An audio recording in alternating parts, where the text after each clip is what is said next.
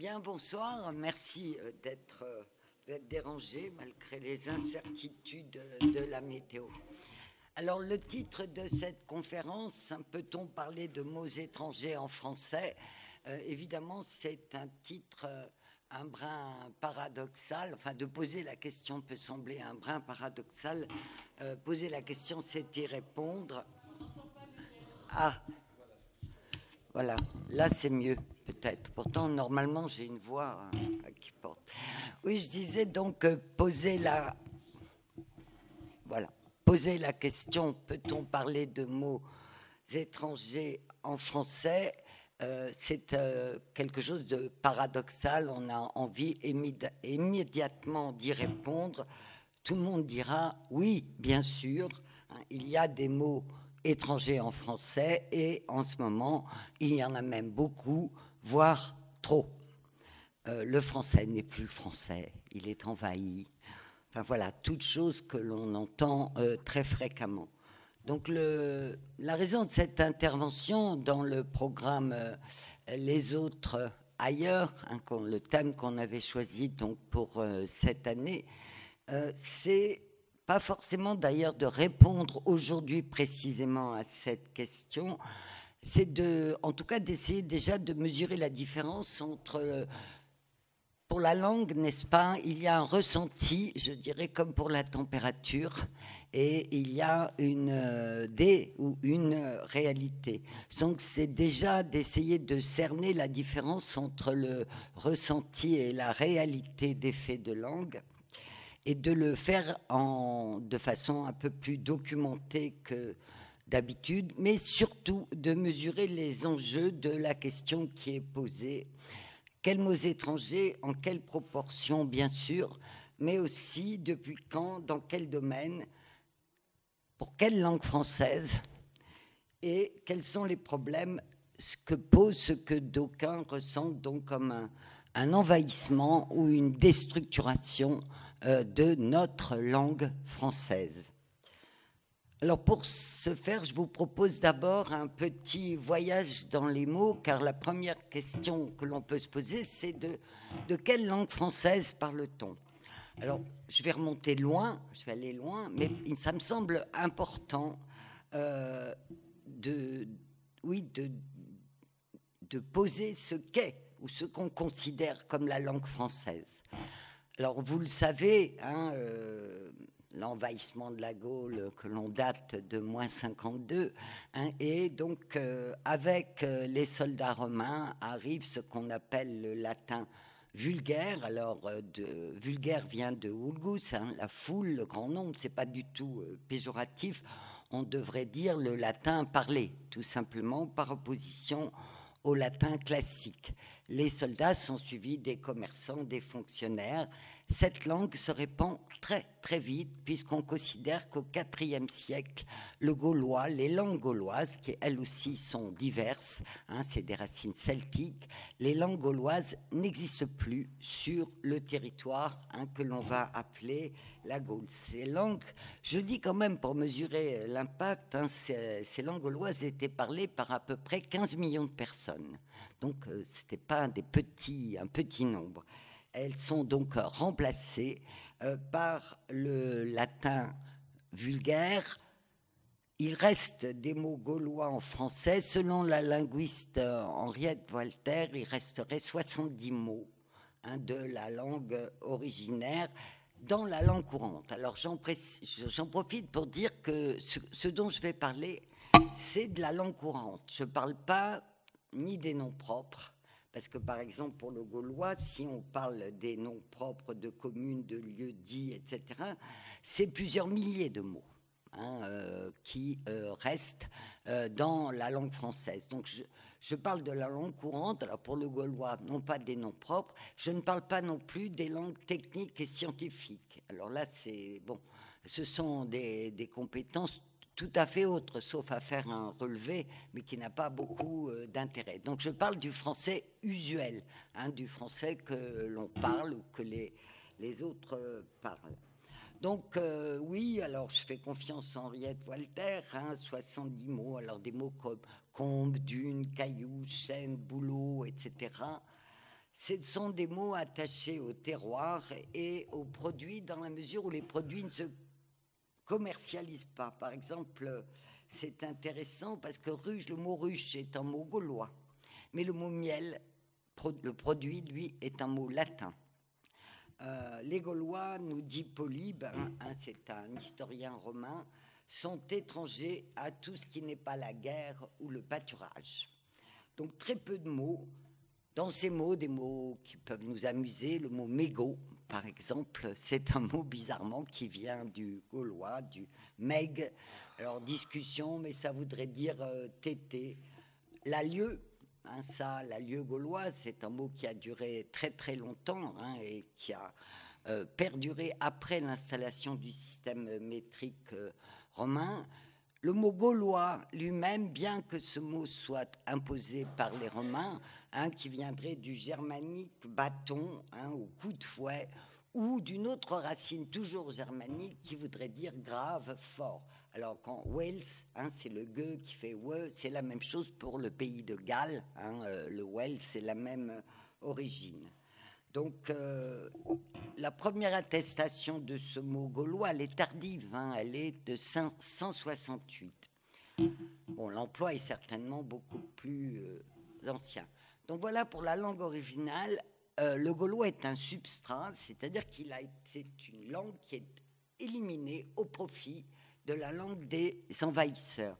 Cependant, bien sûr, cette langue des envahisseurs, elle est prononcée par les Gaulois. Donc, elle est modifiée par la prononciation gauloise, enfin celte, parce que gaulois, bon, on parle plutôt de peuple celte. Donc, voilà pour, je dirais, parce que je tiens à ça véritablement, parce que la question que posent les mots étrangers, vous le verrez tout au long, c'est une question politique. Donc voilà, pour la nostalgie d'un français originel, ça n'a aucun fondement, d'accord ? Aucun fondement. Il n'y a pas de mot gaulois, il y a un latin qui est un latin parlé, modifié, on le verra très régulièrement, par des emprunts au latin classique, c'est-à-dire au latin écrit, le latin qu'on appelle sermo urbanus ou nobilis, c'est-à-dire le latin de la ville, celui de l'Église plus tard et à l'origine des textes latins ou des discours de grands orateurs. Mais c'est une autre langue parlée. La base du français, c'est le parler quotidien, le parler de tous les jours. Alors, je reviendrai régulièrement sur cet emprunt au latin écrit, au latin dit classique, parce que quand on parle de mots étrangers, on ne peut pas négliger cette question. Alors, savoir si le latin est encore une langue étrangère, vous allez me dire oui, quand on se souvient des cours de latin à l'école, on a vraiment le sentiment que c'est vraiment une langue étrangère. Voilà. Mais les racines latines sont toujours, depuis toujours et toujours vivantes. Et aujourd'hui, je vous cite par exemple le mot féminicide. Cide, c'est du latin, d'accord ? Écocide, c'est les mots les plus contemporains, puis encore dans les racines latines. Et bon, moi, j'en profite pour dire que je regrette que l'enseignement du latin comme du grec soit peu à peu mis de côté au nom de l'efficacité de la langue anglaise. On perd un rapport organique, non seulement à notre langue, mais aux langues, je dirais à toutes les langues latines. Voilà. Alors, est-ce que ce sont des mots étrangers ? Si je dis féminicide, c'est plus perçu comme un mot étranger. Le cide n'est plus perçu comme un mot étranger. Mais pourtant, c'est du latin. C'est un emprunt qui s'est francisé et on ne le perçoit plus comme tel. C'est le premier exemple d'une langue étrangère, d'apport de mots étrangers, qui s'intègre, se fonde dans le parler courant, parce que féminicide ou écocide, ce n'est pas un mot savant, et c'est même pas une réalité savante non plus, malheureusement. C'est quelque chose qui fait partie du vocabulaire courant. et la langue étrangère n'est plus perçue comme telle. Elle est complètement fondue dans la langue quotidienne, celle qu'on perçoit comme notre langue, pas une langue étrangère. Donc on retrouvera cet apport. Après ce latin vulgaire, bien le deuxième apport, c'est les mots germains. Alors les invasions celtes, tout le monde le sait, avec notamment avec Clovis, l'union de l'Église et de l'État, c'est-à-dire du pouvoir temporel et spirituel. Donc recours au latin d'Église, bien entendu. Oui, pardon, recours au latin. Je vais faire comme ça, je vois quand même mon papier, parce que faut que je le vois quand même. Donc, les mots germains qui vont arriver avec ces invasions, notamment des Francs, pour la partie qui nous concerne essentiellement, c'est-à-dire l'Île-de-France, la région parisienne, mais aussi les Visigoths, c'est leur langue, donc le bas francique, qui est un dépôt d'un peu moins de... Alors, entre les linguistes, il y a des différences, on dirait. Certains disent 400, ça c'est Henriette Walter. D'autres, comme Cerchiglini, disent un peu moins de 1000 mots. En tout cas, ces mots germains font que le français est considéré comme la langue la plus germanique des mots des langues latines. Alors, beaucoup de mots, les mots de la guerre, de la chevalerie, alors blason, brandon, sénéchal, des mots comme orgueil, de la vie des champs aussi, blé, bûche, enfin je ne vais pas vous faire la liste. Deux aspects qui sont intéressants, avec eux ils apportent en français le son gueux, qui n'existait pas en latin, d'accord? Donc les mots comme guerre, comme garder, guetter, etc. Tous les mots en GU sont, ou en GA, sont des mots qui viennent donc des invasions des Germains. L'autre chose qu'ils apportent, c'est le H dit aspiré. C'est ce H qui peut poser problème. On dit l'homme, mais on dit la haine. Alors le H aspiré n'existait plus en latin. Il a été restitué au XVIe et XVIIe siècle graphiquement. D'accord, l'homme, Moyen Âge, ça s'écrit OM. D'accord. Et puis, ça c'est un autre cours. On restitue le H du hominus latin, mais ça n'existait plus. En revanche, les Germains prononçaient le H. Donc, il reste en français, on ne dit plus, on ne dit pas la haine, mais on dit la N. Le H fonctionne bien comme une consonne. C'est la même chose en anglais. Et ils apportent aussi, mais ça, la classification des couleurs, notamment le blanc, le bleu. Ils modifient la classification latine. Donc ça, c'est la première image. Le français est une langue, c'est la manière franque de parler le gallo-romain. L'aristocratie française, franque, est bilingue jusqu'au Xe siècle. C'est Hugh Capet, à peu près 980, qui est le premier roi unilingue. Alors, c'est une empreinte si forte, le mélange de ces langues, qu'on peut parler pour le français d'une langue qui vient de la créolisation, c'est-à-dire la formation d'une langue maternelle par fusion d'éléments issus de plusieurs idiomes. Le proto-français, donc, résulte de la créolisation du latin parlé au contact du gaulois d'abord, de la langue germanique franque ensuite.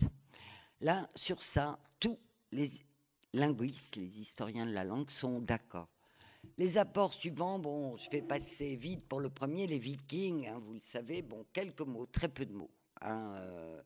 Les mots comme vague, krieg, varek, agrès, auban, les mots maritimes, ces fameux, et puis le mot normand, les Nordmen, les hommes du Nord, n'est-ce pas, mais très très peu de mots.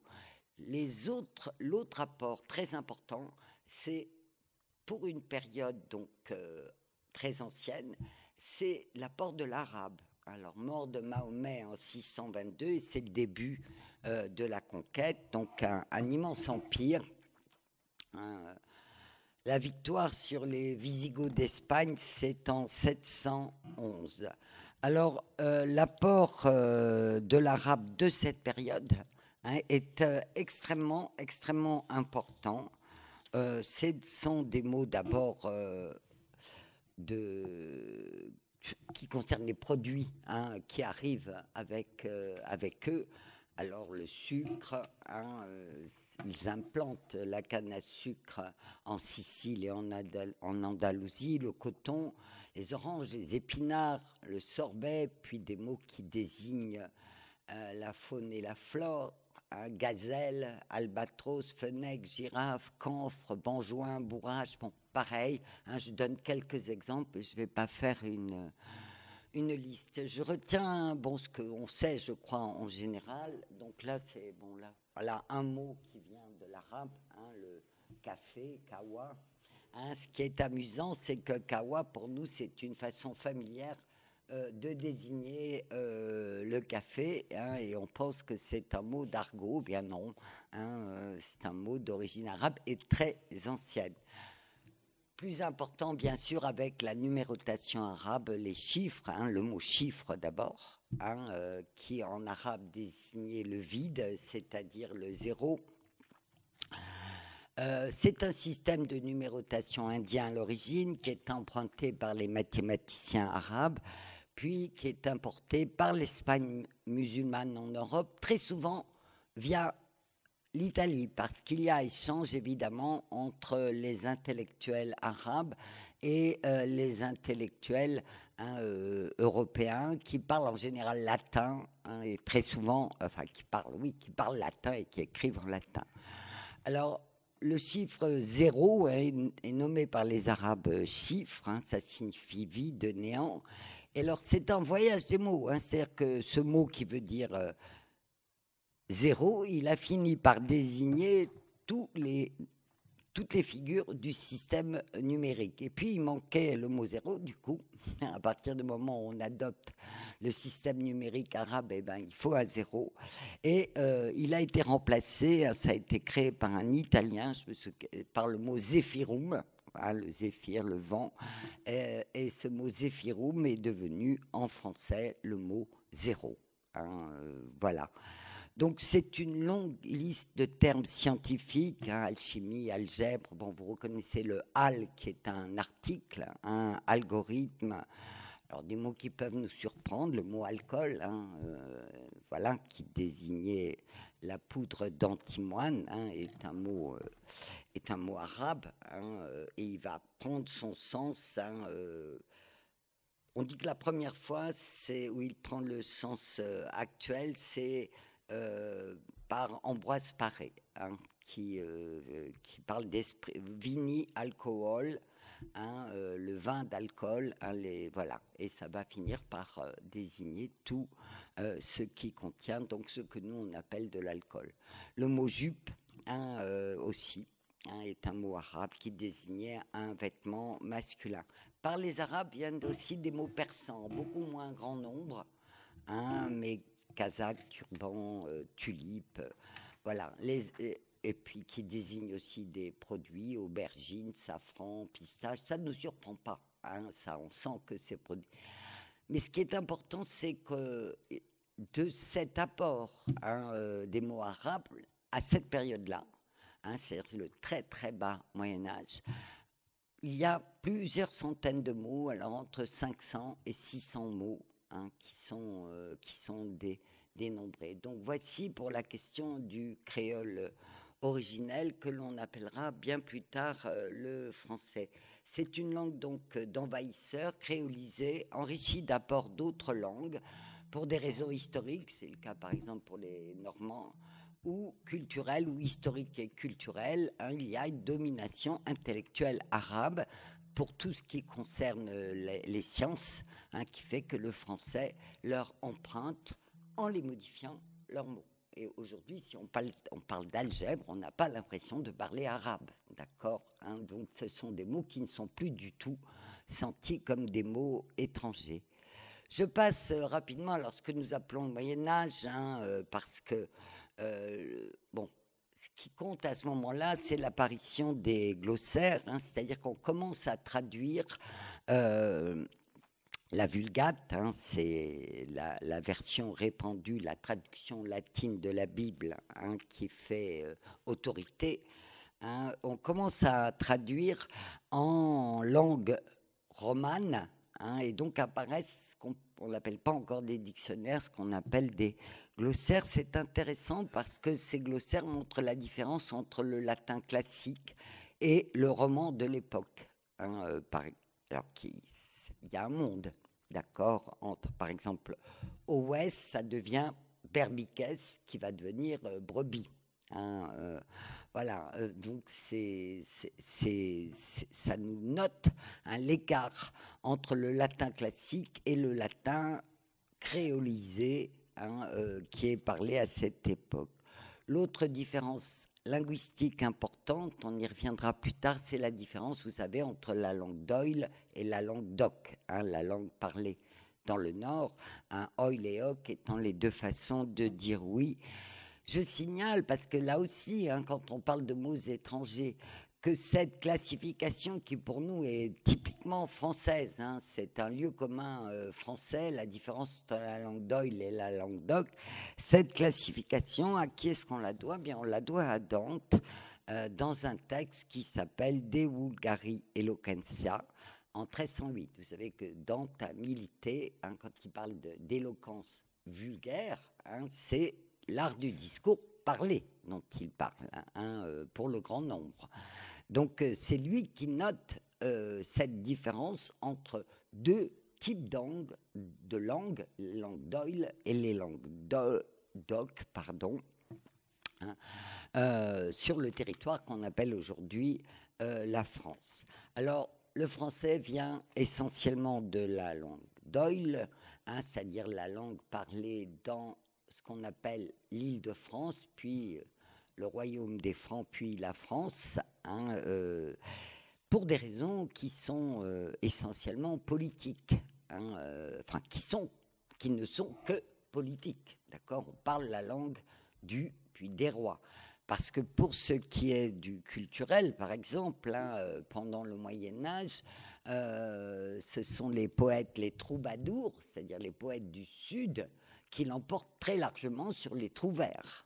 Il y a beaucoup plus, mais la langue qui va s'imposer, c'est la langue d'Oïl.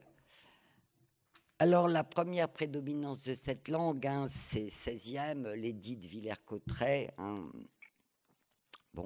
qui souligne le fait que c'est une décision politique qui va imposer cette langue. Nous voulons d'ores en avant que tous arrêts, ensemble toute autre procédure, soient prononcés, enregistrés et délivrés aux autres parties en langage maternel français et non autrement. Donc c'est l'édit de Villers-Cotterêts en 1539. Pourquoi je parle de cet édit? Parce que,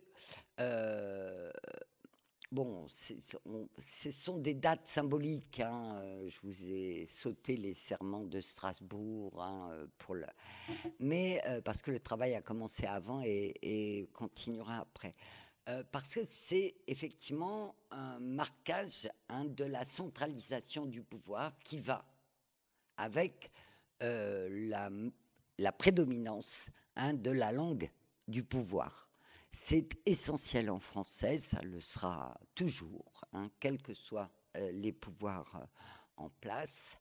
Et ça a un premier effet, c'est que, il va falloir se mettre au travail, parce qu'il y a myriade de langues parlées par des Français, des sujets du roi, et il y a des anecdotes sur les parlementaires, par exemple aixois, qui viennent à la cour protester en disant mais on peut pas parler français, nous on parle pas français, pour les lois on parle en latin et on écrit en latin, et pour le reste, on parle, personne ne nous comprendra si on parle français, voilà.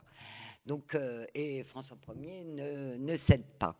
C'est ce qu'on appellera le côté universel de la langue française. Ce qu'il faut comprendre dans universel, c'est qu'il doit être compris et pratiqué par tous les sujets, ou plus tard par tous les citoyens, parce que la position sera exactement la même, hein, entre l'ancien régime et après la Révolution. Donc, ce travail, bien, qu'est-ce qu'ils vont faire, hein? Ce sont essentiellement des hommes de loi et des écrivains, hein, qui vont se mettre au travail pour créer une langue, hein, de toutes pièces. Alors, en ce qui concerne les mots étrangers, et c'est là que Homme va reprendre un H, n'est-ce pas? Bien, ils vont puiser dans les langues qu'ils connaissent, c'est-à-dire le grec et le latin, hein, essentiellement, et le latin classique. Alors, il y a énormément de mots qui sont créés par calque sur le latin, c'est-à-dire que ces mots ne sont pas importés, c'est là que c'est différent par rapport à l'anglais aujourd'hui. Ils sont calqués et immédiatement francisés. On ne les prononce pas, sauf les mots comme célèbre, génie, horaire, patriotique, indigène.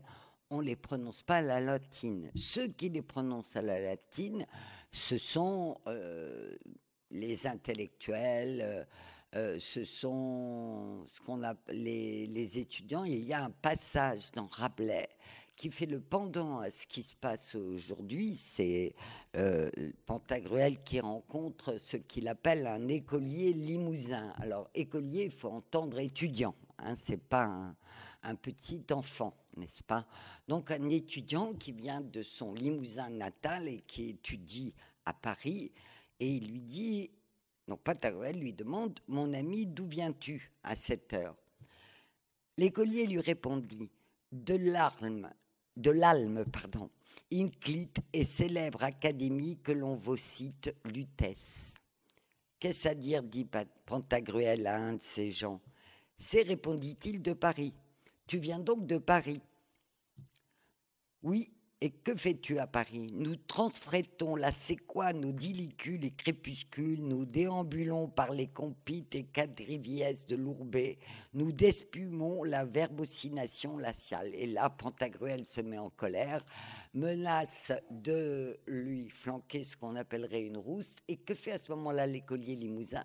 Il se met à parler immédiatement dans son patois local, dans la langue régionale. Donc c'est ce snobisme, hein, qui va être dénoncé, je le cite, parce qu'on va retrouver la même chose périodiquement. Hein. Donc c'est l'emprunt au latin calqué, ça va créer les doublés, par exemple entier, intègre, hein, qui viennent du même mot latin, un qui a évolué par la prononciation, entier, l'autre qui est calqué à cette période-là, qui va être intègre, frêle, fragile, grimoire, grammaire, puis vous connaissez tous hôpital et hôtel.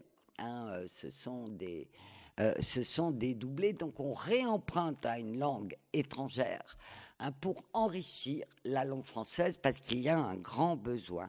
Beaucoup aussi de mots calqués du grec, qui même enthousiasme, choléra, physique, chaos, écho, mais surtout pour le grec, hein, les préfixes et les suffixes. Alors aujourd'hui, on considère que 5% des mots français viennent directement du grec et 25% si l'on considère l'utilisation des suffixes et des préfixes. Alors, bon, hein, tout le monde le connaît, hein, les mots comme pathé, pathologie, hein, fait de deux racines grecques, hein, phage, anthropophage, d'ailleurs un doublé avec latin, hein, anthropophage, qui est phage doublé par vore, hein, on est omnivore, hein, mais certains sont anthropophages, phile qui aime, phobe qui déteste. Même chose, les racines grecques sont toujours vivantes, hein, on parle de biotope, de biosphère, de téléphone. Hein, voilà, donc c'est un vocabulaire. Alors, je ne parle pas du vocabulaire de la médecine, hein, parce que j'ai dit, je ne parle que des mots usuels. Hein, les racines grecques, hein, ont envahi le domaine des sciences et de la médecine. Hein, et il n'y a pas tellement longtemps que pour faire des études de médecine, on passait un examen en grec, hein, pour prouver qu'on connaissait le grec. Donc, point d'étape, ces mots que je viens de citer, on ne les perçoit plus comme des mots étrangers.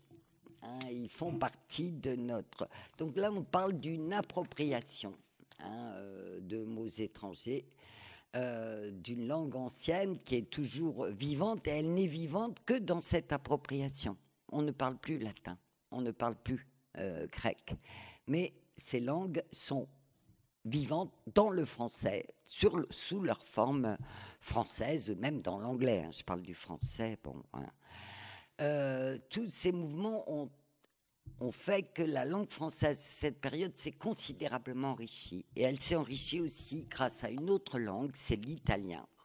Donc tout le monde connaît l'immense succès de la découverte de l'Italie au XVIe siècle, l'éblouissement des conquérants français devant la richesse artistique et culturelle de la Renaissance. Donc, et puis le fait aussi que la France va avoir comme reine Catherine de Médicis, voilà, et un ministre lui aussi italien. Je ne sais pas ce qu'on nous fait là avec la lumière. Donc l'italien devient à la mode, c'est la langue chic, c'est la langue cultivée. Le langage français est considéré pour le langage parlé comme un langage grossier, un langage qui manque de mots, et c'est vrai. Il y a des réalités que le français ne connaît pas. Je parle par exemple le balcon, l'esquisse, le dessin, tout ça. Les Français n'avaient pas la pommade, la lavande, mais il y a d'autres mots comme batifoler. Bon. Le latin, on considère qu'il y a environ 2000 mots qui viennent du latin. Donc c'est actuellement, ça a été pendant longtemps la deuxième langue d'emprunt avec l'anglais. Actuellement, ce serait la troisième. Ce serait en train de devenir la troisième. Et que se passe-t-il avec l'italien? Pardon, j'ai dit le latin, avec l'italien, 2000 mots. Eh bien, même réaction, il y a une réaction comparable à celle qu'a Rabelais dans le passage de l'écolier limousin, d'une langue qui est envahie de mots étrangers, ce qui fait que le quidam, l'homme moyen qui est représenté par Pantagruel dans l'écolier limousin ne comprend rien à ce qu'on lui dit, d'accord? Eh bien, même réaction contre l'italien. Et quand, vous savez, Catherine de Médicis n'était pas très populaire, et son ministre Mazarin non plus, et on la nomme l'étrangère, une Florentine et de Balieu, l'italienne. On se moque de son épouvantable accent italien. Donc, il y a une réaction et contre l'envahissement des mots italiens dans la langue française. Ça, c'est au XVIe. Je passe sur le XVIIe, qui est une période de remise en ordre où justement un certain nombre de mots vont être éliminés. Alors certains des mots d'origine étrangère, d'autres, et on y reviendra plus tard, qui sont des mots régionaux. Ce qu'on appellerait les langues régionales aujourd'hui, ce qu'on peut appeler le patois. Des gens comme Rabelais ou même comme Ronsard avaient puisé dans ces langues régionales. Le XVIIe va épurer. Pourquoi? Parce que l'enjeu, c'est de créer cette fameuse langue universelle dont la majesté soit consonante, est-il écrit, à la majesté du roi de France. Donc on supprime dans la langue française les ordures, et notamment, alors les ordures, le mot poitrine par exemple, décide qu'on le supprime. Mais les ordures, c'est notamment l'envahissement des mots des langues régionales et des mots étrangers. Donc il n'y a pas d'apport de langue étrangère à ce moment-là. Ça recommence au XVIIIe. Au XVIIIe, la langue étrangère qui va apporter le plus, bien, c'est l'anglais. Pour plusieurs raisons, parce que une raison d'abord essentiellement politique. Les philosophes français admirent le système anglais sont en admiration devant un système politique libéral, hein, qui laisse la place donc à un partage des pouvoirs, ce qui n'existe pas en France. Et avec donc cette admiration va jusqu'au mode de vie des Anglais, qui là aussi est considéré comme beaucoup plus raffiné, hein, que le mode de vie français. L'Angleterre fait figure de pays avancé dans le domaine de la politique, de l'économie et des mœurs, hein. Il y a la liberté anglaise, hein. Alors je vous renvoie à Voltaire, hein, les lettres philosophiques, hein, qu'il fait paraître en France en 1734, mais qu'il avait fait paraître lors de son exil en Angleterre, justement, un an avant, sous le titre de Lettres anglaises. Hein. Et ce qu'il défend dans les lettres philosophiques, c'est un système politique et un mode de vie à l'anglaise. Alors, des mots qui renvoient à des façons d'être, comme redingote, le mot humour, n'est-ce pas, hein, et on dit toujours que l'humour n'est pas français. Bien non, il n'est pas français, l'humour. Il est anglais, effectivement. Mais surtout, pour ce qui nous intéresse, des mots politiques, meeting, parlement, club, verdict, législature, ajourné, amendement, coalition, constitutionnel, voilà, tous ces mots, hein, qui n'existaient pas, effectivement, dans le vocabulaire français, qui n'avait pas de raison d'exister. Une étude, bon, certes, anglaise ou américaine, Mackenzie, je ne sais plus, hein, considère, elle recense pour le XVIIIe siècle 500 anglicismes, donc un apport extrêmement important, dont plus d'une centaine appartiennent au domaine politique. Donc c'est plus de 20%, hein, des anglicismes au XVIIIe siècle, le domaine politique. Alors je vous lis parce que, par exemple, l'encyclopédie introduit le mot jury, hein, dans l'article pair. Et je trouve que c'est intéressant parce que ça signale, hein, cette coalition entre un mouvement là politique et linguistique. C'est-à-dire que les raisons de l'emprunt à l'anglais, là c'est clairement dit, ce sont des raisons politiques. Hein, on a vu avec l'apport des mots arabes des raisons intellectuelles et scientifiques. Hein, les Français n'avaient pas ce vocabulaire, ils n'avaient pas ces connaissances, d'accord. Donc ils prennent avec les connaissances le vocabulaire. Là, c'est un système politique qui manque et donc les mots manquent. Et donc à propos du mot verdict, hein, donc à propos du mot jury, dans l'encyclopédie, voici ce qui est écrit. Donc c'est un article rédigé par quelqu'un qu'on ne connaît pas, hein, Jaucourt, mais bon. Ce droit des sujets anglais, dont ils jouissent encore aujourd'hui, est sans doute un des plus beaux et des plus estimables qu'une nation puisse avoir.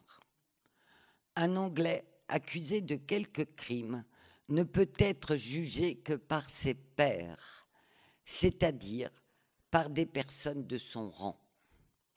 Par cet auguste privilège, il se met hors de danger d'être opprimé, quelque grand que soit le crédit de ses ennemis. Ces 12 hommes ou pairs, choisis avec l'approbation de l'accusé, entre un grand nombre d'autres, sont appelés du nom collectif de jury. Donc cela aboutira avec la Révolution à l'adoption effective du mot et de l'institution par la loi du 24 août 1790. Hein, voici ce que dit... alors, et ça donne des positions, hein, avant la Révolution française, même si le mot... sur l'apport des mots étrangers en français. Voici ce qu'écrit Fénelon, hein, en 1716, c'est-à-dire au début donc, là, du 18e. J'entends dire que les Anglais ne se refusent aucun des mots qui leur sont commodes. Ils les prennent partout où ils les trouvent chez leurs voisins. De telles usurpations sont permises. En ce genre, tout devient commun par le seul usage. Les paroles ne sont que des sons dont on fait arbitrairement les signes de nos pensées. Ces sons n'ont en eux-mêmes aucun prix. Ils sont autant au peuple qui les emprunte qu'à celui qui les a prêtés. Qu'importe qu'un mot soit né dans notre pays ou qu'il nous vienne d'un pays étranger, la jalousie serait puérile quand il ne s'agit que de la manière de mouvoir les lèvres et de frapper l'air. Donc vous voyez que cette conception est aux antipodes d'une conception patrimoniale de la langue, et que l'intérêt pour Fénelon est un intérêt là aussi politique au sens large et scientifique. Si on a besoin de mots, on les emprunte. Il s'agit qu'il n'y ait pas de frontières, que les frontières en tout cas n'aient aucun intérêt. Alors, donc, bon accueil aux anglicismes, comme je viens de vous le montrer. Et pendant la Révolution, eh bien, il va y avoir, comme sur l'italien au XVIe, une réaction contre ce qui va être senti comme une invasion, et une invasion de mots d'un pays qui est un pays ennemi. L'Angleterre devient l'ennemi. Et alors, je vous cite, c'est le mot, par exemple, le mot budget. Alors, le mot budget, il vient d'un mot gaulois, d'ailleurs, bougette. La bougette, c'est le petit sac de cuir dans lequel on mettait les pièces que l'on avait, qu'on attachait à sa ceinture. Donc, ça a disparu en français, c'est passé en anglais, et c'est devenu budget, et ça revient en français, donc au 18e. Donc, ce mot apparaît en français comme un mot anglais. En français, on se servait de état de prévoyance, plan de finances. Vous voyez, c'est tout de suite ce qu'on va retrouver aujourd'hui. La différence, là où le mot anglais, perçu comme anglais, emploie un mot, nous, il y a une périphrase, il y a plusieurs mots. État de prévoyance ou état de finances. Mais en l'an 6, alors c'est en 1798, alors un journal qui s'appelle La Clé du cabinet, qui serait pas tout à fait le Canard enchaîné d'aujourd'hui, mais enfin, un journal comme ça, un peu polémique. Voici ce qu'il écrit. Qu'un peuple nouveau, que des sauvages, nouvellement réunis en corps social, éprouvant des besoins jusqu'alors inconnus. Donc que ce peuple nouveau emprunte des sociétés plus avancées dans la civilisation des mots pour exprimer leurs nouveaux besoins, cela se conçoit. Mais qu'une ancienne et grande nation, dont la langue est la plus riche et la plus étendue de l'Europe, aille chercher un vieux mot grossier chez ses irréconciliables ennemis, les marchands anglais, pour exprimer la somme d'argent nécessaire aux besoins actuels du gouvernement, cela ne se conçoit point. Ceux de nos représentants qui se servent du mot anglais budget, dérivé du saxon but, boutique, loge dans le texte, ignorent sans doute qu'il ne signifie autre chose qu'une bougette, une poche de cuir, un sac, une escarcelle. Quelle barbarie! L'escarcelle de la grande nation pour ses dépenses de l'an 7. Donc vous voyez tout de suite, ce qu'il dit, c'est barbare, grossier. On a ce qu'il faut dans une langue qui, elle, est raffinée, universelle. Donc l'emprunt à une langue étrangère, en plus là de l'ennemi, vous allez voir, est un emprunt, je dirais, d'illettrés. Ils ne savent même pas ce que ça veut dire. Un budget, ils ne savent même pas que c'est bougette.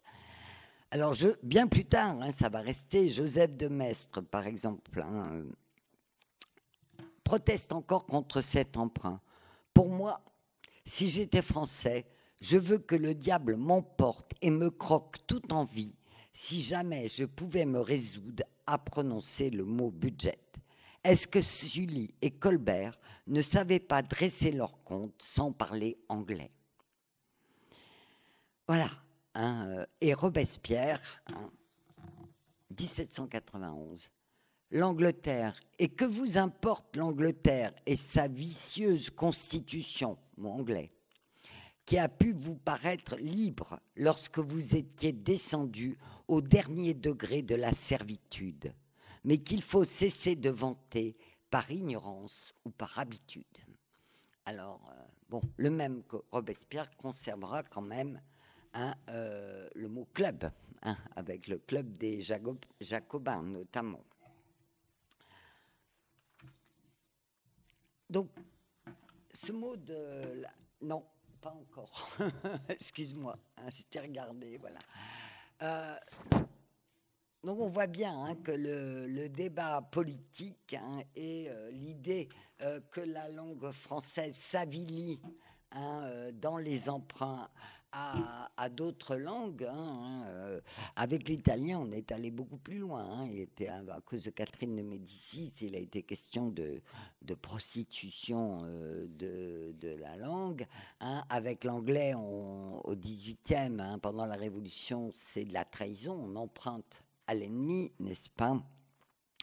Et quelque chose qui a toujours existé pour ce qui concerne l'adoption de mots étrangers dans la langue française. L'adoption est toujours perçue comme adoption d'un modèle politique ou culturel, ou les deux à la fois, ou trahison. Alors, sauf pour les langues mortes. Là, évidemment, le latin et le grec, ça n'est pas vraiment gênant. Un autre emprunt de mots perçus comme étrangers pendant la Révolution, c'est les patois. Toujours dans la décision d'universaliser la langue française, vous le savez, la Révolution entre en guerre contre ce qu'elle appelle les patois. Donc, j'en avais parlé dans un cours, l'abbé Grégoire présente en 1794 un rapport intitulé « Les moyens d'anéantir les patois et d'universaliser l'usage de la langue française ».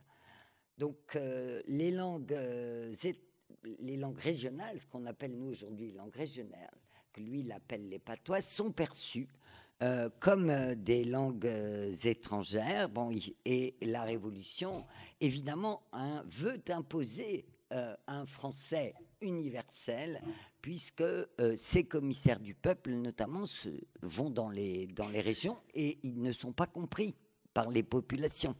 À la fin du XVIIIe siècle, on considère qu'il y a un peu moins de 15% de la population qui parle couramment ce qu'on appelle le français. Donc, les langues régionales dominent. La Révolution mettra en œuvre la répression, et puis, surtout, on créera les écoles, les écoles normales et l'école, pour universaliser donc la langue française. Mais au moment de la Révolution, je vous cite ce passage, Bertrand Barrère, 8 pluviose en 2, un mot encore fait du latin, c'est-à-dire le 27 janvier 1794, le fédéralisme et la superstition parlent bas breton. L'émigration et la haine de la République parlent allemand. La contre-révolution parle l'italien et le fanatisme parle basque. Cassons ces instruments de dommages et d'erreurs.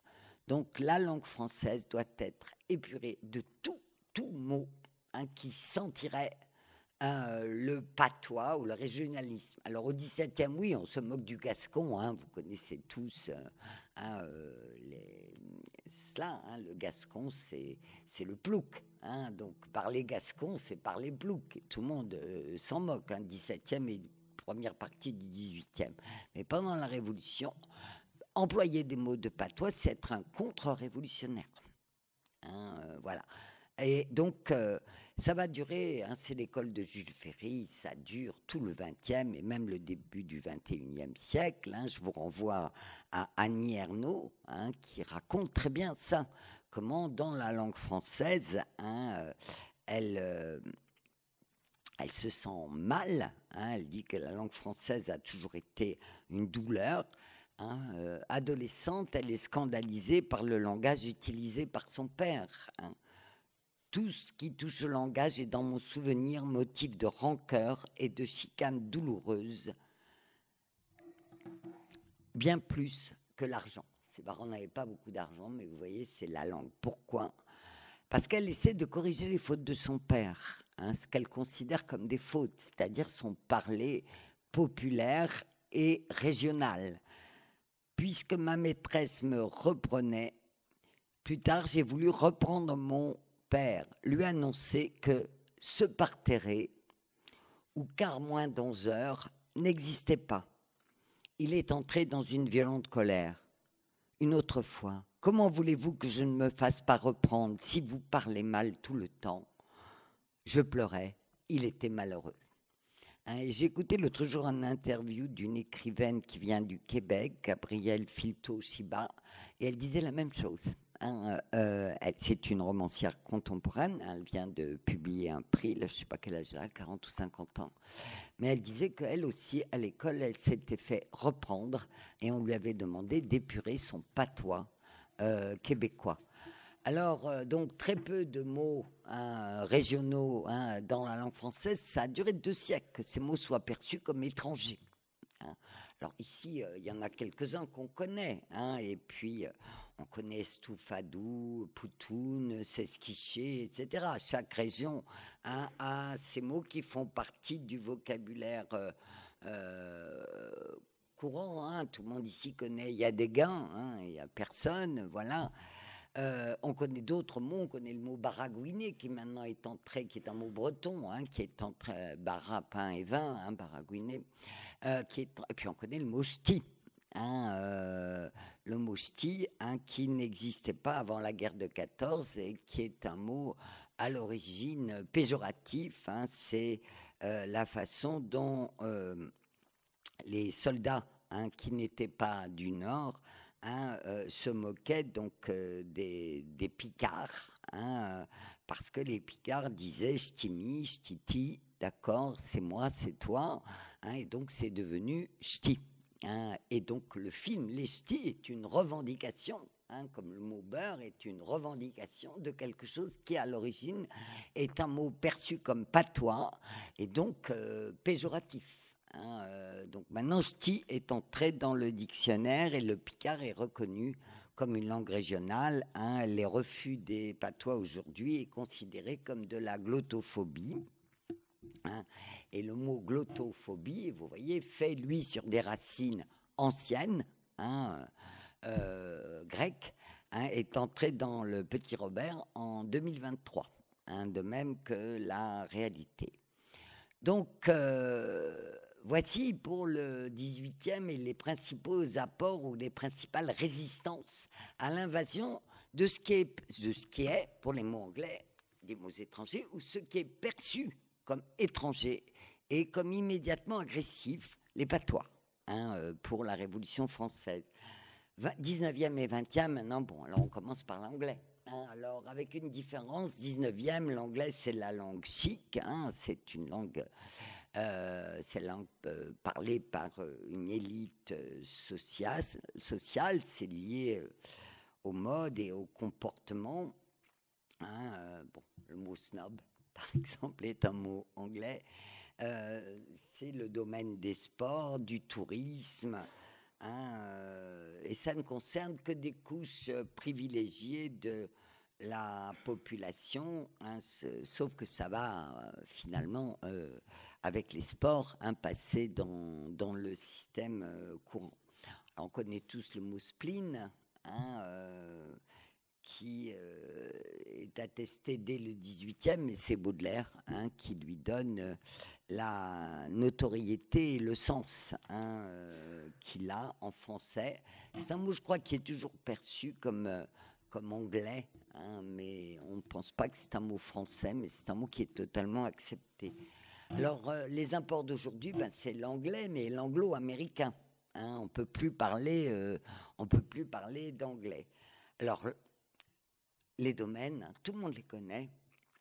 Les nouvelles technologies, le web, la mode, le cinéma, la musique. Alors bon, hein, Showtime, Prime Time, zapping, zappé, casting, smartphone.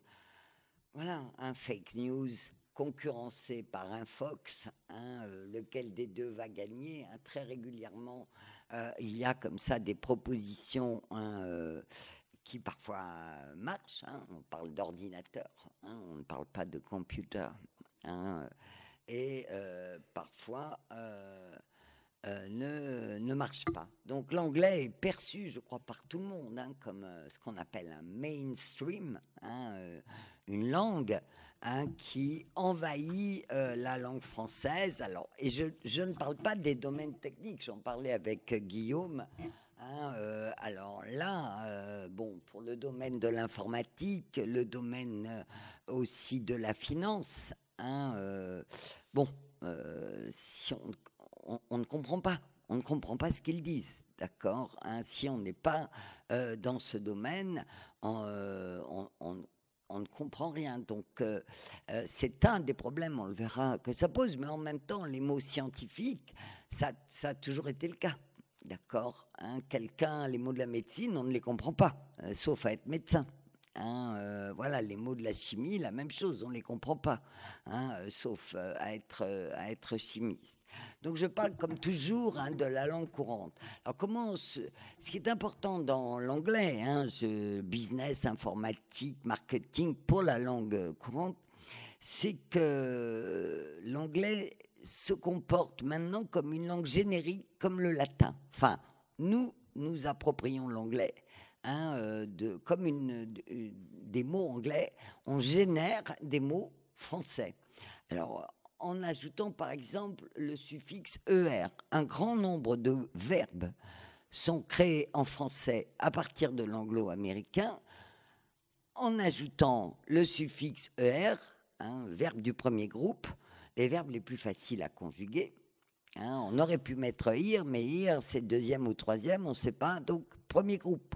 Hein, tous les apports des mots anglais, quand ils deviennent verbes, c'est des suffixes en er. Alors, follower, spolier, cracher, être overbooké, updater, un fichier, hein, voilà, liker. Hein, on like un post. Hein, voilà, tout le monde dit ça.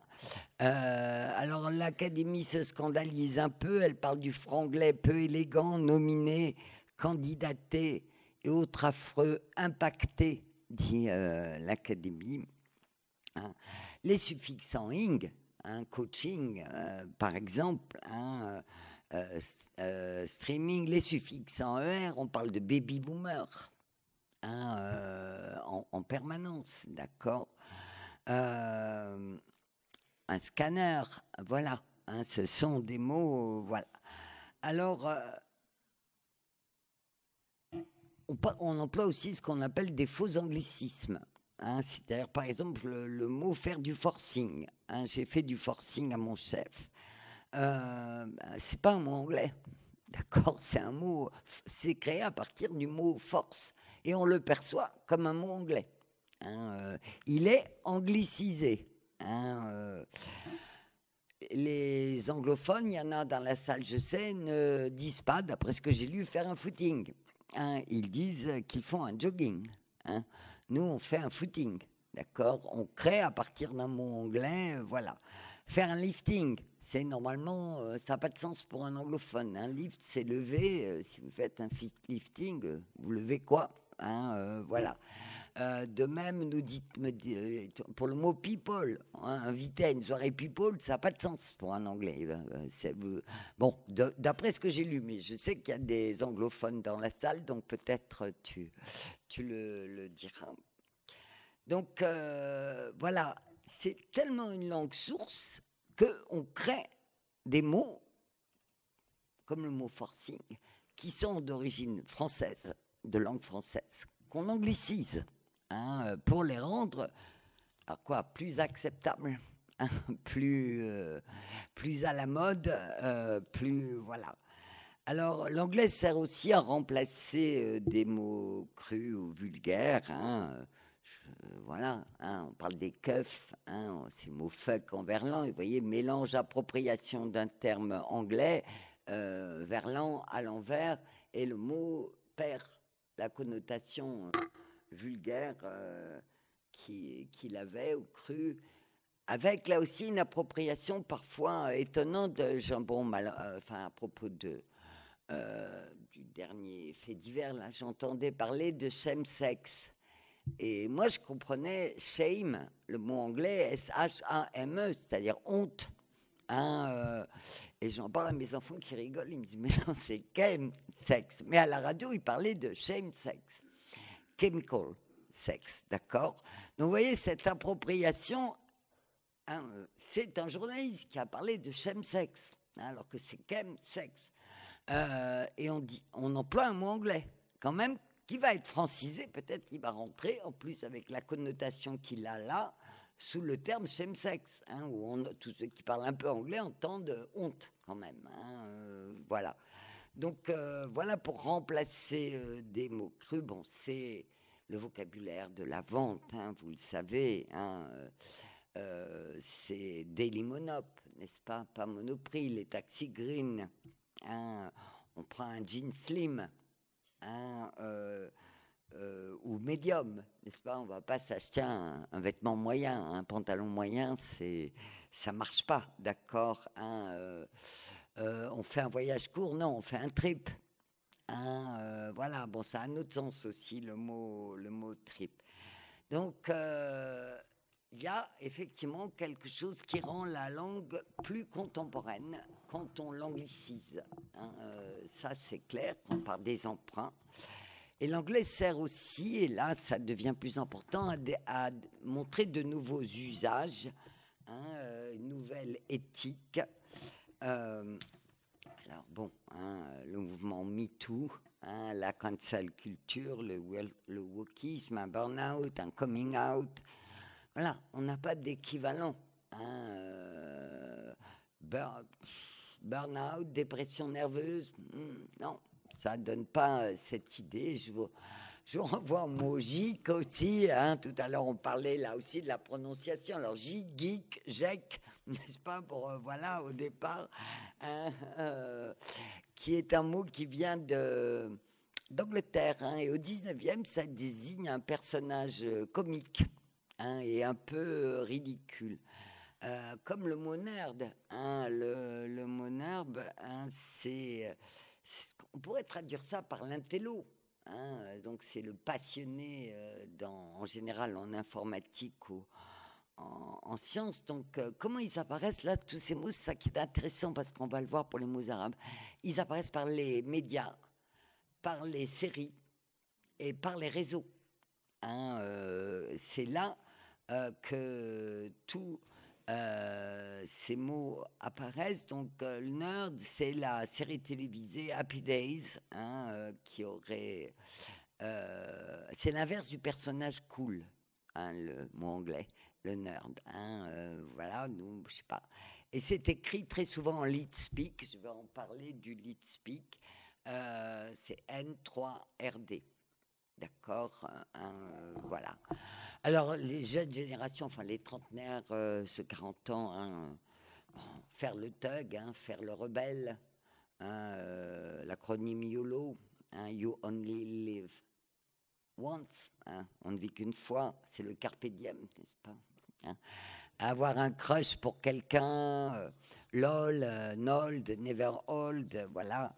Chiller, hein, concept jeune, chiller, ça veut dire buller. Pardon? Chiller. Ah oui, vous connaissez pas ces mots? Bah, il y en a beaucoup que j'ai appris moi aussi. Hein. Voilà. Bon, je me suis renseigné dans mon entourage aussi. J'ai vérifié dans mon entourage si vraiment ces mots étaient employés. Hein, et oui, tous ceux que je vous cite là, vous parlez à quelqu'un entre 20 et 40 ans, il connaît ou elle connaît. Hein, ce sont des mots courants pour eux. Hein, voilà. Donc la force de l'anglais, là, elle vient de ces nouvelles technologies, Google, Yahoo, voilà. Ces mots abondent, et sont immédiatement adoptés. Et effectivement, sur Internet, on a le sentiment que si on n'écrit pas en anglais, on va pas être, on va pas pouvoir obtenir les renseignements que l'on veut, très souvent. Donc il y a une vitalité de la langue anglaise, de ses emplois, une économie aussi, là où le français impose plusieurs mots, ou une périphrase un peu étrange. L'anglais emploie un ou deux mots, mais deux mots collés, par exemple start-up. L'Académie propose une traduction. Il propose jeune pousse. Peu de chance que ça marche. Ils imposent des... J'ai entendu aujourd'hui aussi un mot, le mot slasher. Non, c'est dans Le Monde que j'ai lu ça. Slasher. Qu'est-ce que c'est? Alors, écrit S-L-A-S-H-E-U-R ou E-R. Qu'est-ce que c'est un slasher? C'est quelqu'un qui cumule plusieurs petits emplois. C'est bien mieux, quand je parlais d'euphémiser ou de vendre, c'est bien mieux que travailleur précaire. Voilà. Un slasher, ça va vite. Et il y a du dynamisme. Voilà. Donc, facilité aussi de création de ces mots. On n'a pas de problème avec l'académie. Ils vont avec de nouveaux modèles culturels. Et puis, il y a une domination scientifique, technique, et des nouvelles pratiques managériales. Je vous renvoie, par exemple, au mot empowerment, qui a été créé à l'origine par des féministes et qui maintenant est une des dominantes du vocabulaire managérial. Alors, qu'est-ce que c'est? Alors là, il y a des différentes définitions. Se donner plus de pouvoir, dynamique individuelle d'estime de soi et de développement de ses compétences. Bon, déjà, avec un engagement collectif. Bon, ça c'est pour l'entreprise, et une action sociale transformative. Bon, alors évidemment, il vaut mieux empowerment. On ne comprend pas tout à fait ce que ça veut dire, mais on comprend qu'il faut bouger quelque chose, qu'il faut... Bon, alors... Autre rapport, aujourd'hui, je reviendrai sur le pourcentage des mots anglais, les langues arabes. Alors, autres langues arabes, là, il ne s'agit pas de l'arabe classique, il s'agit des langues du Maghreb. Alors, selon un linguiste, Jean Pruvot, je vous renvoie au livre Nos ancêtres, les Arabes, ce que notre langue leur doit. C'est la troisième langue à laquelle le français doit le plus de mots dans son vocabulaire. Alors, en comptant l'apport des premières invasions. Alors maintenant, il y a les mots de la colonisation, tout le monde les connaît. Toubib, Maboul, Bled, qui est repris, qui est remis en jeu actuellement. Le mot Nouba, qui a dérivé et qui est une véritable appropriation. Le mot Nouba, c'était une fanfare, un orchestre, et c'était du vocabulaire militaire. Aujourd'hui, ça dit faire la Nouba, on a l'impression de parler français, c'est faire la fête. Mais ce qui est important aujourd'hui, c'est la même chose que pour les mots anglais, c'est que ces mots que l'on dit arabes sont essentiellement transmis sur les réseaux sociaux. Ils sont diffusés en général par les rappeurs. Voilà. Un linguiste, Julien Barret, dit: le rap est au début de la chaîne du voyage des mots arabes en français. Alors, il parle de... Alors, bon, c'est dans les chansons, les rappeurs comme Booba, par exemple, Niho, ou des chanteuses, Aya Nakamura, font entendre des mots comme hiba, Biba, excusez-moi pour la, je ne sais pas prononcer, hein, je ne sais pas, chérie ou biba, neuve, bon, je vais en donner d'autres. C'est des termes qui sont issus du vocabulaire que les linguistes appellent le vocabulaire Darija. C'est-à-dire que ce n'est pas du tout l'arabe classique. C'est un ensemble des dialectes maghrébins, de substrat berbère, ou autre mot pour berbère, amazigh, hein, qui comporte un vocabulaire d'origine arabe, berbère, mais aussi d'autres langues. Hein, c'est la langue. Alors, par exemple, le darija marocain, hein, est une langue qui est employée par à peu près 90% de la population marocaine. Hein, c'est une langue parlée. C'est ce qu'on appelle une langue de transition entre arabophone et berbérophone. Hein. C'est une langue qui permet de se comprendre. C'est aussi employé par les juifs séfarades. Hein, donc, on n'est plus dans l'arabe classique, d'accord. Alors, beaucoup de ces mots, hein, viennent de cet arabe maghrébin. Hein, par exemple, la Hesse, hein, qui désigne. Alors ça a été employé par Arthur, c'est pour ça que j'ai un pas. C'est la Hesse, ça vient d'un mot arabe qui veut dire volonté de nuire. Hein, et pour aujourd'hui, ça veut dire je suis dans la Hesse, je suis dans la misère, quoi. J'ai pas d'argent, hein, c'est la galère. Voilà, c'est la Hesse, c'est la galère. Alors tu fais miskine, hein, tu fais pitié. La harchouma, qu'est-ce que la harchouma? C'est scandale, hein, faire un scandale. J'ai le seum, et tout ça, j'ai vérifié. Hein, bon, hein, je vous dis, entre 20 et 40 ans, tout le monde comprend. Hein, j'ai le seum, ça veut dire qu'on est énervé. Hein. Le seum, c'est un mot arabe qui signifie venin. Hein, ça veut dire qu'on a la rage. Un charreau, un charreau, c'est un terme péjoratif. Moi, j'avais traduit par Don Juan, j'ai été reprise, non, pas du tout. C'est pas un Don Juan, c'est un type qui se comporte mal avec les filles, voilà, qui a tendance à consommer, voilà. Hein, bon, et puis Fébélec, pour fais gaffe, la rapta, c'est la fête, Khalasé, ça veut dire payer, etc. La darka, c'est la rigolade, hein, c'est la blague pour faire rire. Alors là, employé par Hanouna, hein, dans un échange avec Booba. Hein, voilà, je cite mes sources. Hein, j'ai pas inventé tout ça. Alors on dit aujourd'hui, mais alors très difficile. Hein, combien de mots? 500 mots, hein, à peu près. Hein, mais on ne sait pas. Parce que ce qu'on ne sait pas, c'est combien de ces mots vont durer. D'accord, hein, et ça, c'est l'usage qui en décide. Hein, alors, quand ces mots sont connus par tout le monde, hein, de cette génération, par exemple, des gens entre 20 et 40 ans, on a tendance à se dire qu'ils vont rester. Hein, parce qu'ils les connaissent. Maintenant, est-ce qu'ils les emploient? Ça, c'est autre chose. Hein. Or, pour qu'un mot reste, il faut qu'il soit employé. Hein, donc, je ne sais pas. Bon, quelques mots de la francophonie, mais finalement très peu. Hein. Bon, vous connaissez le mot carabistouille, hein, employé par Macron. Hein, voilà, mais c'est un mot belge. Hein, c'est un mot francophone. Les Belges aussi, la drache. Mais ça, dans le Nord, tout le monde connaît la drache. Hein, c'est une forte pluie. Des mots du Canada, de Tunisie, quelques mots d'Afrique, mais très peu, hein, des expressions. Moi, je connaissais l'expression être champagné, hein, c'est-à-dire être bien accompagné, faire la fête aussi, voilà.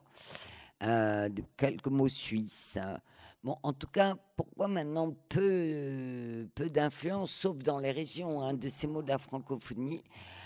Parce que la Direction générale de la langue française admet plusieurs langues françaises. Donc, il n'y a plus de problématique d'intégration de ces mots dans la langue française, puisque on admet qu'il y a les langues françaises.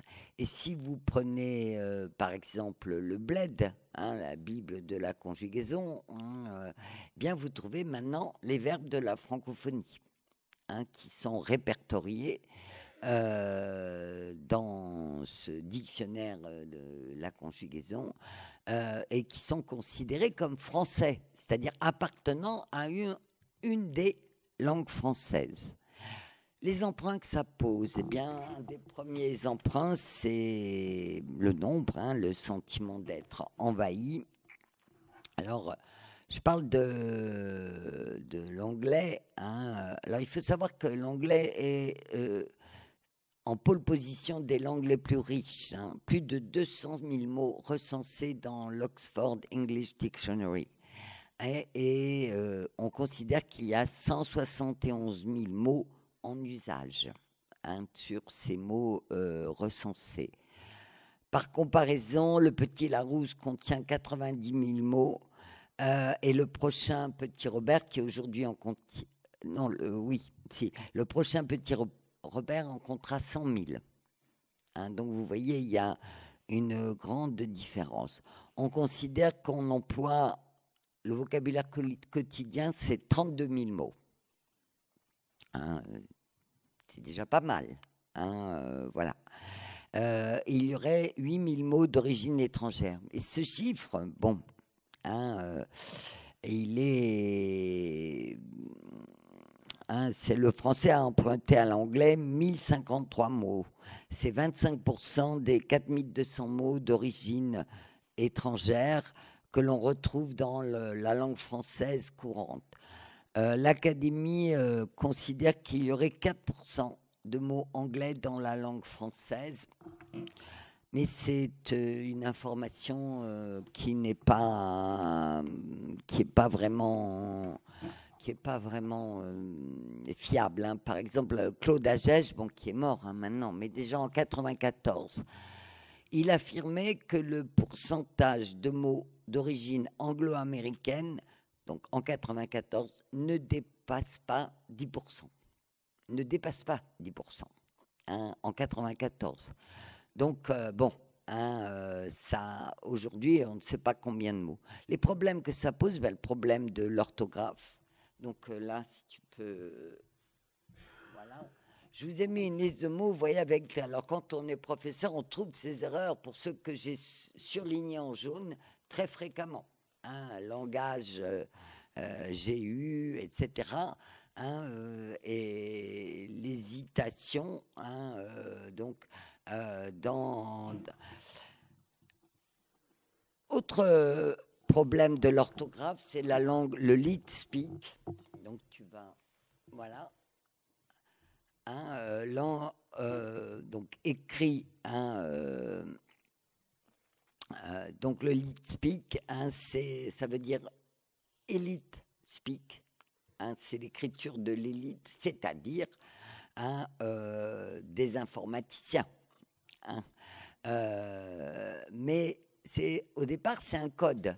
Hein, c'est fait pour ne pas pouvoir être craqué. Hein, voilà, donc ils utilisent des caractères alphanumériques, 5 au lieu de S, 7 au lieu de T.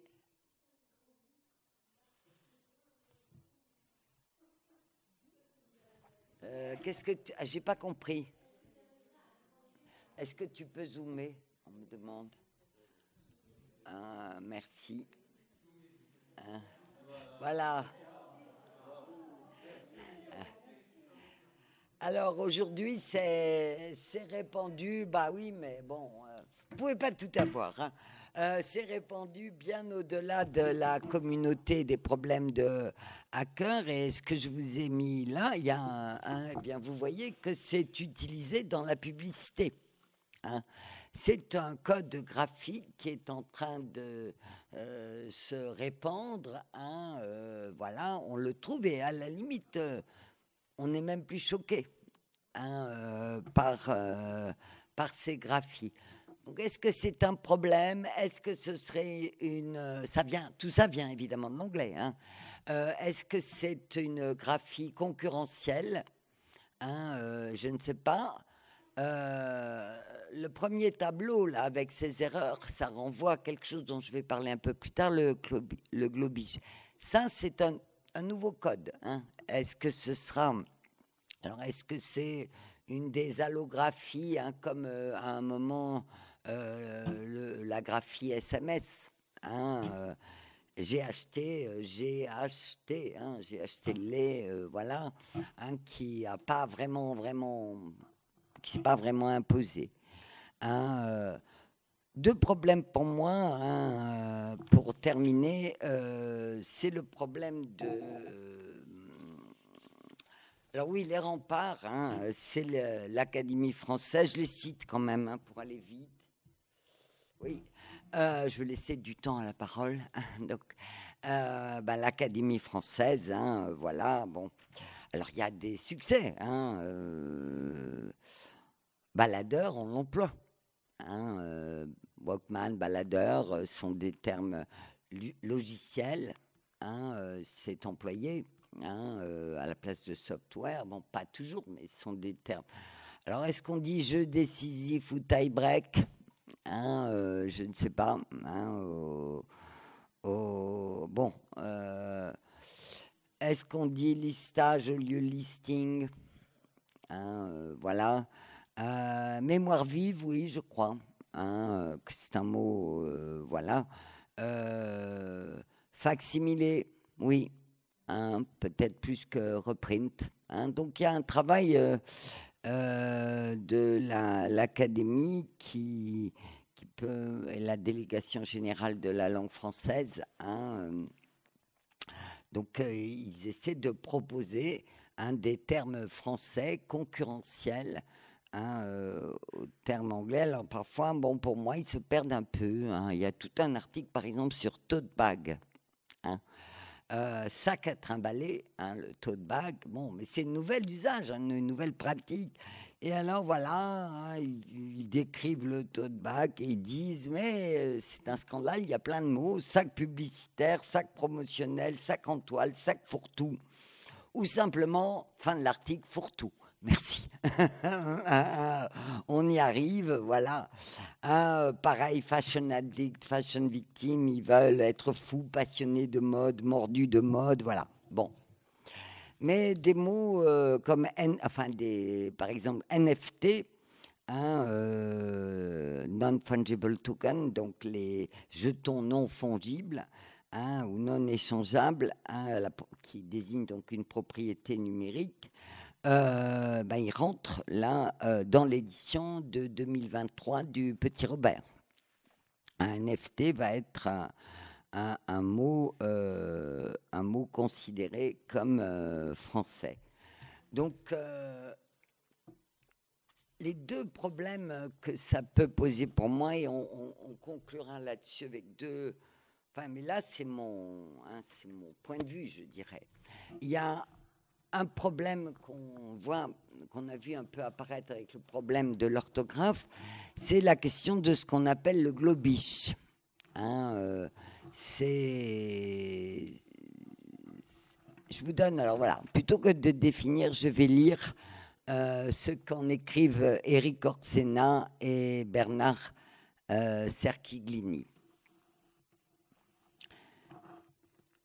Et nous voilà partis 2 millénaires en arrière, chez nos ancêtres les Gaulois, dont les mots sont bientôt mêlés de latin puis de germain, avant l'arrivée des mots arabes, italiens, anglais.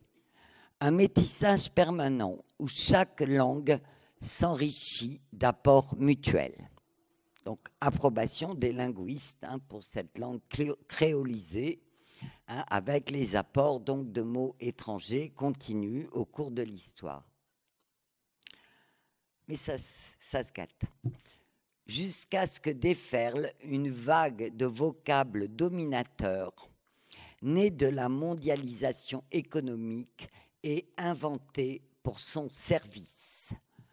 Ce globish aura-t-il raison de la diversité linguistique aussi nécessaire à nos vies que cette biodiversité dont nous avons appris à reconnaître l'importance capitale et la fragilité.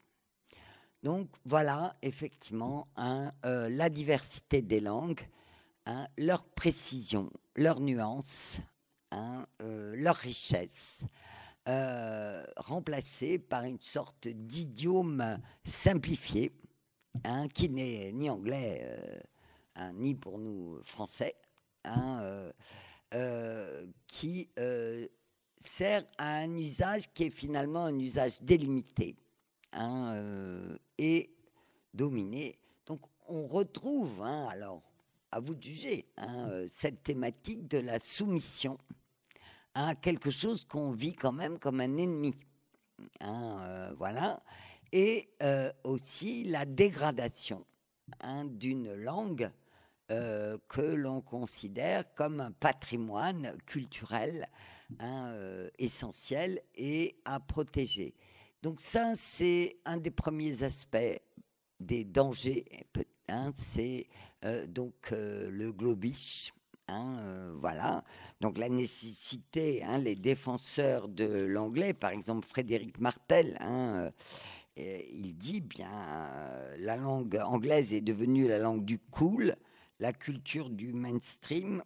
La vérité, c'est que nous manquons de mots.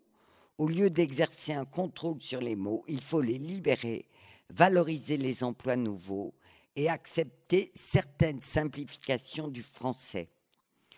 Chaque année, les Américains créent des milliers de termes et de buzzwords. Voilà. On associe dans une même défiance au modèle socio-économique néolibéral l'anglais attribué à l'ère anglophone. Voilà. Donc, lui, il dit bien d'accord, mais créons des mots. Créons des mots.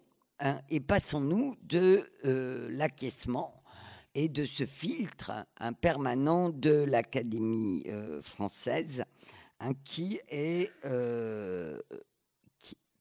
quelque chose de qui retarde, qui enserre, c'est un carcan pour la langue française. Bon, je vous cite des points de vue. Mais il termine. Mais ne soyons pas naïfs, beaucoup de gens utilisent aussi les anglicismes par snobisme. La Startup Nation de Macron a tendance à pitcher les business plans au CEO pour benchmarker un crowdfunding disruptif. Donc j'espère que vous avez apprécié. C'est pour moi le deuxième problème important. Là, on rejoint, c'est le problème de la citoyenneté. D'accord ? C'est-à-dire que ça a l'air caricatural, mais vous allez voir que ça ne l'est pas. N'est-ce pas ? C'est ce langage des experts et des véhiculés par des politiques qui sont, eux, branchés, alors que le pauvre citoyen est, lui, stupide, d'accord, et donc, à chaque fois, il ne peut que mesurer son incompétence, puisqu'il ne comprend pas ce langage, c'est qu'il n'est pas à la hauteur de la nation et des enjeux modernes, avec sa langue qui... bon, la première fois qu'on m'a parlé de disruption, je me suis dit, bon, d'ailleurs, j'ai toujours pas très bien compris ce que ça veut dire, en fait. C'est comme empowerment. C'est des mots. Je suis pas sûr d'avoir tout à fait compris. Donc, la langue française n'a pas de problème avec les emprunts.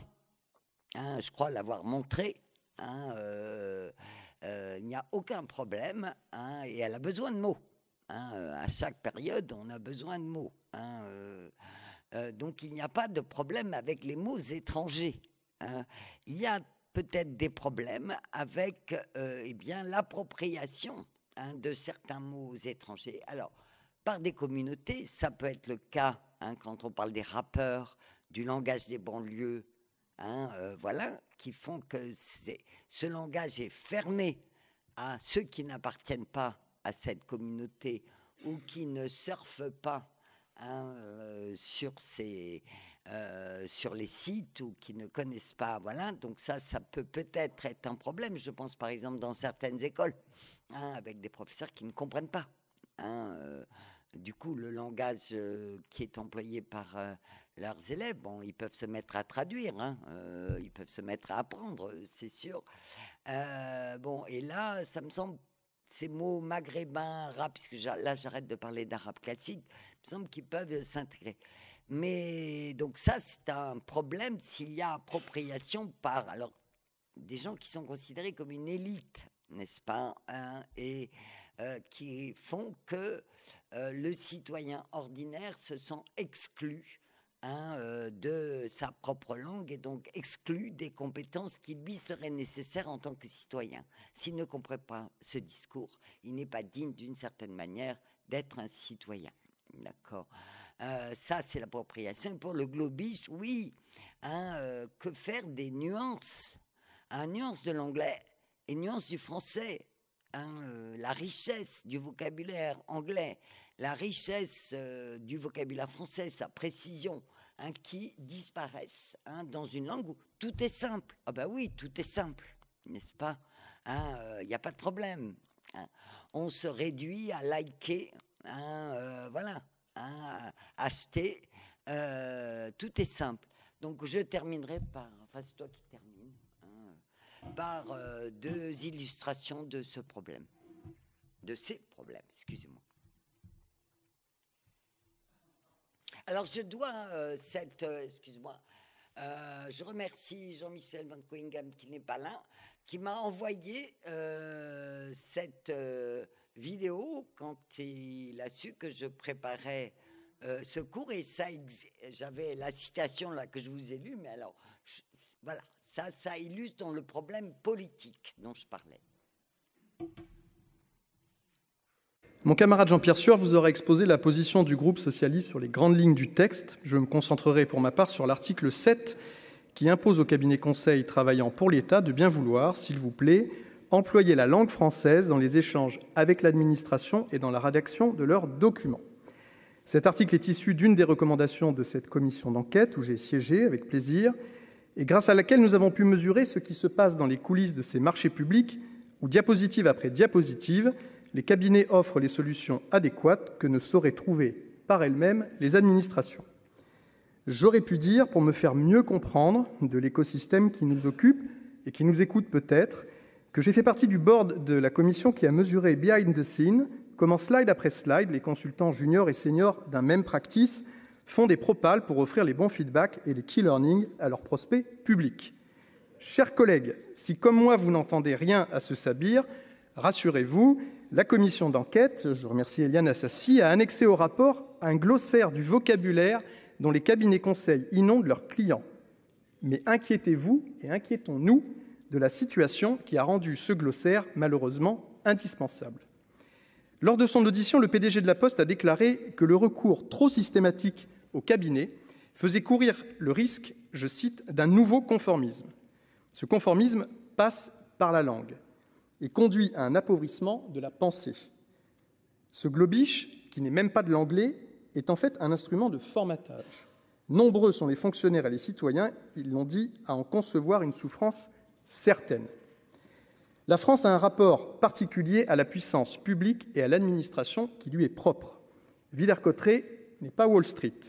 Et ce rapport entre la France et son administration ne peut être appréhendé par les seuls cadres de pensée outre-Atlantique.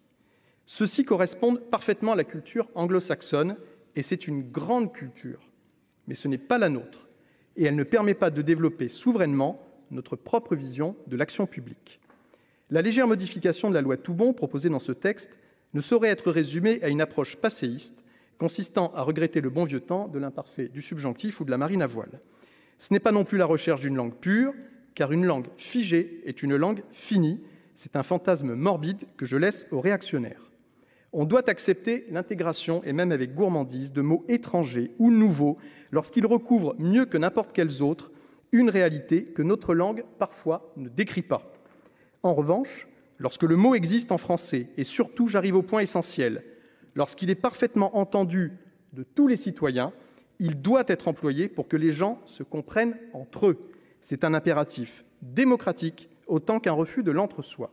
Une récente étude du Crédoc sur le sujet rappelle, je cite, cet attachement manifeste à la langue qui se décline à travers l'expression de la nécessité de services publics exemplaires sur le sujet.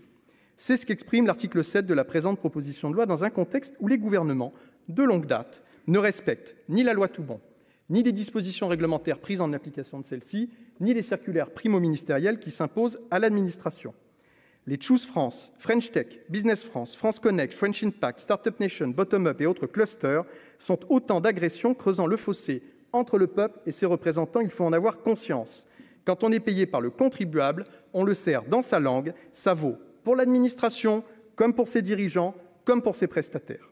En février dernier, l'Académie française a publié un rapport sous-titré « Pour que les institutions françaises parlent français ». On en est rendu là tout de même. En juin dernier, le ministre québécois de la langue française, en visite à Paris, nous invitait avec émotion à ne pas laisser son gouvernement seul dans la bataille. Nous devons les entendre. Nous avons une occasion rare de renforcer utilement la loi Toubon, monsieur le ministre. Saisissons-la. D'aucuns inscriraient sur leur slide de conclusion que c'est now or never pour réaffirmer les principes linguistiques.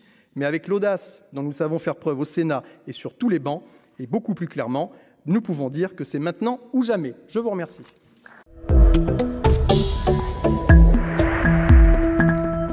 Un exemple, alors pas, voilà, vous allez voir, du globish et du succès du globish. Il a fallu à la nature plus de 4 milliards d'années pour créer une eau parfaite. Avec SodaStream, il vous faut à peine 4 secondes pour la rendre encore meilleure. SodaStream. Push for better. J'ai vérifié auprès d'une angliciste qui est là, ça ne veut rien dire en anglais. D'accord. Ça n'est évidemment pas français. On ne comprend même pas ce que ça veut dire en français. Enfin, pousser pour mieux. Bon, quand, je sais pas. Ça, voilà. Donc, c'est un exemple. Bon, on a l'exemple politique hein, avec les cabinets conseils. Ça, c'est un exemple navrant hein, de ce qu'est hein, déjà le globish. Voilà, donc moi j'ai terminé. Je vous remercie.